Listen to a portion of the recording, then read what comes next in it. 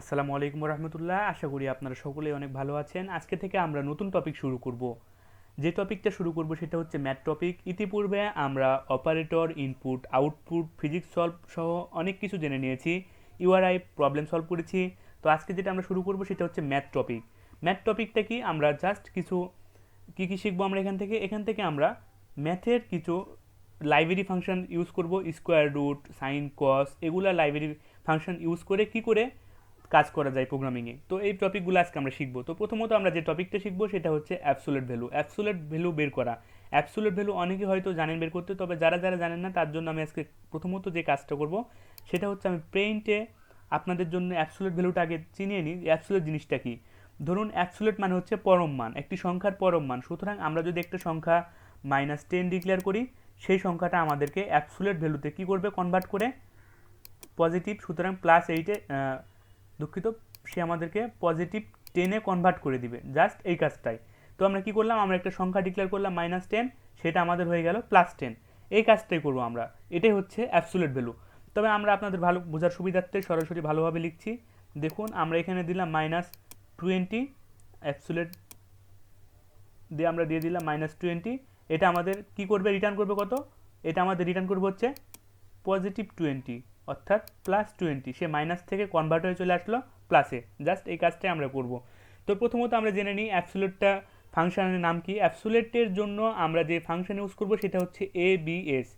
ABS মানে হচ্ছে apps নামে আমরা এই লাইব্রেরি ফাংশনটা আমরা ইউজ করব। অ্যাপস নামে আমরা এই লাইব্রেরি ফাংশনটা ইউজ করব। ধরুন আমি এখানে একটা সংখ্যা দিচ্ছি -8। এই অ্যাপসের মধ্যে আমি প্রথমে একটা সংখ্যা দিচ্ছি -8। তো তারপর সে কী করবে, আমরা এইভাবে একটা সংখ্যা দিলাম অ্যাপস লিখে এবং একটা সংখ্যা দিলাম -8। তারপর সে কী করবে, আমাদেরকে +8-এ সে কনভার্ট করে দিবে, অর্থাৎ +8 সে চলে আসবে। অ্যাবসোলিউটের কাজটা সে করে দিবে। সুতরাং আমরা এই কাজটা করব, আমরা একটা অ্যাপস নামে লাইব্রেরি ফাংশন ইউজ করব। এই লাইব্রেরি ফাংশনের মাধ্যমে আমরা এই কাজগুলো করব। তার জন্য আমরা প্রথমত কি করব, প্রথমত আমাদের চলে যেতে হবে কোড বক্সে। আশা করি আপনারা সকলে বুঝতে পেরেছেন। আমরা কোড বক্সটা ওপেন করে নিয়েছি। আমাদের চলে যেতে হবে নিউয়ে, তারপর ইমটি ফাইলে, তারপর আমরা যাব হচ্ছে সেভ ফাইলে। তো আমরা ফাইলটা সেভ করব। আমি এখানে অ্যাপস লিখে ফাইলটা সেভ করে দিলাম। আমরা প্রথমত একটা সিনট্যাক্স তৈরি করে নিই।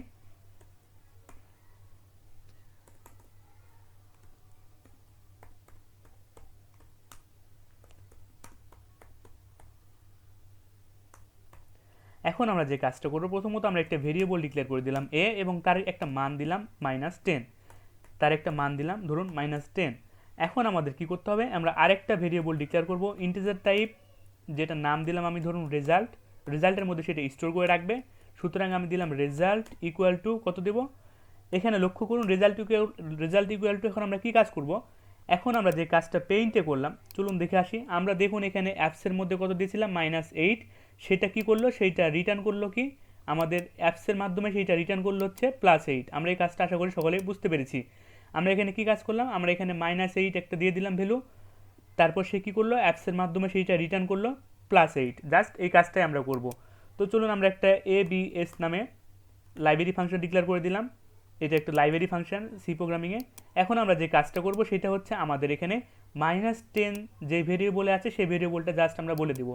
এই কাজগুলো আমরা অনেকবার করেছিলাম যে ভেরিয়েবলে কীভাবে মেমোরিতে জায়গা দখল করে। তো আমরা শুধুমাত্র এখানে এ দিয়ে দিলাম, কেননা এর মধ্যে -10টা বিদ্যমান, এর মধ্যে -10টা এক্সিস্ট করে, এক্সিস্টলি রাইট। এখন আমরা যে কাজটা করব সেটা হচ্ছে আমরা রেজাল্টের মানটা প্রিন্ট করে দেবো, তাহলে আমাদের কাজটা হয়ে যাবে, কেননা রেজাল্টের মধ্যে সেইটা স্টোর হয়ে আছে। এখানে কি কাজ করবে, এখানে হচ্ছে এটা থাকবে -10, -10টা কি করবে, এই অ্যাপস নামে যে আমাদের লাইব্রেরি ফাংশন আছে সে কি রিটার্ন করবে +10। তো এই কাজটা আমরা করব। তো +10টা কোথায় কার মধ্যে থাকবে, +10 থাকবে হচ্ছে রেজাল্টের মধ্যে। তো সেই কাজটা আমরা করে দিলাম প্রিন্টএফ ফাংশনের মাধ্যমে। জাস্ট এখানে বলে দিলাম যে অ্যাবসোলিউট ভ্যালু ইজ %d, এবং আমরা একটা যে কাজটা করব সেটা হচ্ছে এখন আমাদের রেজাল্টটা যেটার মধ্যে স্টোর হয়ে আছে সেটা আমরা ডিক্লেয়ার করে দিলাম। জাস্ট এই কাজটাই। চলুন আমরা বিউলটা রান করে দেখি আমাদের প্রোগ্রামটা ঠিক আছে কিনা।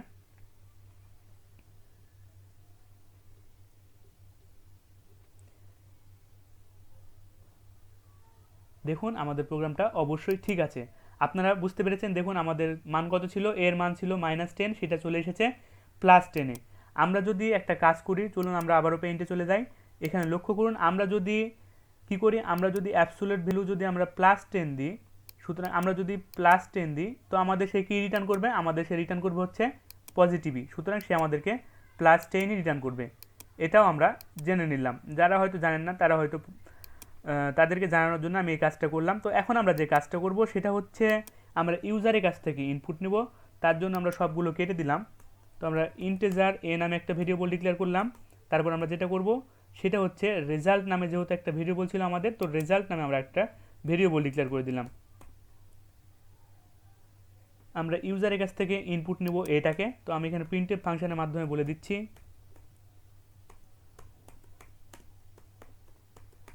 ইন্টার নাম্বার, প্রিন্টএফ ফাংশনের মাধ্যমে বলে দিলাম।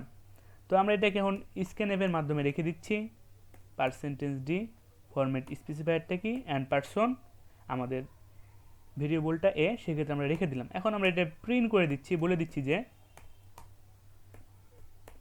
ইওর নাম্বার, আমরা এখানে %d ইউজ করলাম, একটা নিউ লাইন ইউজ করব। তারপর যেটা করব সেটা হচ্ছে আমরা যে ভেরিয়েবলটা রাখবো, ধরুন এখানে আমরা প্রথমে নাম্বারটা শো করে দিচ্ছি মেসেজ দিয়ে, এই কাজটা আমরা করে নিলাম যে আমাদের নাম্বারটা দেখবো আমরা। এখন আমরা যে কাজটা করব আমরা রেজাল্টের মধ্যে যেটা রেখে আমরা রেজাল্টের মধ্যে স্টোর করে রাখবো, সুতরাং এখানে আমরা কি করব, এখানে আমরা রেজাল্টের মধ্যে স্টোর করে রাখবো রেজাল্ট ইকুয়াল টু অবশ্যই আমাদের লাইব্রেরি ফাংশনটা ইউজ করে নিলাম। তারপর আমরা যেইটার আমরা মান দেখতে চাই, সুতরাং আমাদের হচ্ছে এ, আমরা এটা এখানে ডিক্লেয়ার করে দিলাম। সুতরাং এটা কি করবে, এ আমরা যদি মান দিই হচ্ছে -25, সুতরাং সে কি করবে অ্যাপসের মাধ্যমে সেইটা রিটার্ন করবে কত, ABS এ লাইব্রেরি ফাংশনের মাধ্যমে সেটা রিটার্ন করবে 25, পজিটিভ 25। তো আমরা এখন জাস্ট প্রিন্টএফ ফাংশনের মাধ্যমে সেইটা প্রিন্ট করে দেবো। তো আমরা এখানে বলে দিচ্ছি যে absolute value is format specifier %d, আমরা একটা নিউ লাইন ইউজ করলাম। তারপর আমাদের যেটা করতে হবে সেটা হচ্ছে জাস্ট যে ভেরিয়েবলের মাধ্যমে সেটা স্টোর হয়ে আছে সেইটা প্রিন্ট করে দিলাম। তো চলুন আমরা বিল্ডটা রান করে দেখি আমাদের প্রোগ্রামটা ঠিক আছে কিনা। আমরা বিল্ডটা রান করে নিলাম, আমাদের একটু টাইমটা দেখে নিই, হ্যাঁ কোনো প্রবলেম নাই, টাইম আমাদের আছে। তো আমাদের একটা নাম্বার চাচ্ছে, ধরুন আমরা নাম্বার দিলাম হচ্ছে -25, তো সেটা আমাদের রিটার্ন করবে কত, +25 তো চলুন আমরা সেটা দেখে নিই। দেখুন ইওর নাম্বার ইজ -25, আমাদের নাম্বার দেখিয়েছে -25, কারণ আমরা নাম্বারটা দেখতে চেয়েছিলাম সেজন্য আমরা একটা প্রিন্টএফ ফাংশন ইউজ করেছিলাম। এখন আমাদের অ্যাবসোলিউট ভ্যালু কত এসেছে দেখুন, তো এখানে অ্যাবসোলিউট ভ্যালু +25। আশা করি আপনারা সকলে বুঝতে পেরেছেন। আমরা যদি এখানে আরেকটা কাজ করি, আমরা যদি পজিটিভ দিই তো আমাদের অবশ্যই পজিটিভ আসবে। তো চলুন আমরা সেটা দেখে নিই, আমরা দিচ্ছি হচ্ছে 25, সুতরাং আমাদের 25 আসবে। দেখুন আমাদের 25 দিচ্ছি, 25 এসেছে। তো এখানে আমরা কী কী কাজ করেছি, আমরা জাস্ট এটাকে ইউজারের কাছ থেকে ইনপুট নিয়েছি, ইনপুট নেওয়ার পর আমরা ইনপুটটা আবারও দেখতে চেয়েছি, সেক্ষেত্রে আমরা জাস্ট %d এর মাধ্যমে প্রিন্ট করে দিয়েছি। এরপর আমরা যে কাজটা করেছি সেটা হচ্ছে ABS নামে লাইব্রেরি ফাংশনটি ইউজ করেছি, আমাদের মানটা এখানে চলে আসবে, ধরুন এখানে -25 চলে আসলো, সেটা ABS এর মাধ্যমে রিটার্ন করে দিবে +25 এবং সেটা স্টোর করে রাখবে রেজাল্টের মধ্যে। সেই রেজাল্টটা কী করলো, রেজাল্টটা শুধুমাত্র %d এর ফরম্যাট স্পেসিফায়ারের মাধ্যমে সেটা প্রিন্ট করে দিল, জাস্ট এতটুকুই কাজ। আশা করি আপনারা সকলে বুঝতে পেরেছেন। তো চলুন আমরা অন্য সংখ্যা দিয়ে রান করি, আমরা দিচ্ছি ধরুন -100, সুতরাং আমাদের +100 আসার কথা। তো চলুন আমাদের চলে এসেছে +100, আমাদের একটা পজিটিভ সংখ্যা চলে এসেছে, আমরা দিয়েছিলাম নেগেটিভ, সেটা পজিটিভে চলে এসেছে। আশা করি আপনারা সকলে বুঝতে পেরেছেন অ্যাবসোলিউট ভ্যালু কী এবং অ্যাবসোলিউট ভ্যালুর কীভাবে লাইব্রেরি ফাংশন ইউজ করতে হয়। তো আজকের ভিডিও টিউটোরিয়ালটি এই পর্যন্তই, সকলে ভালো থাকুন, সুস্থ থাকুন, ধন্যবাদ সকলকে, আল্লাহ হাফেজ।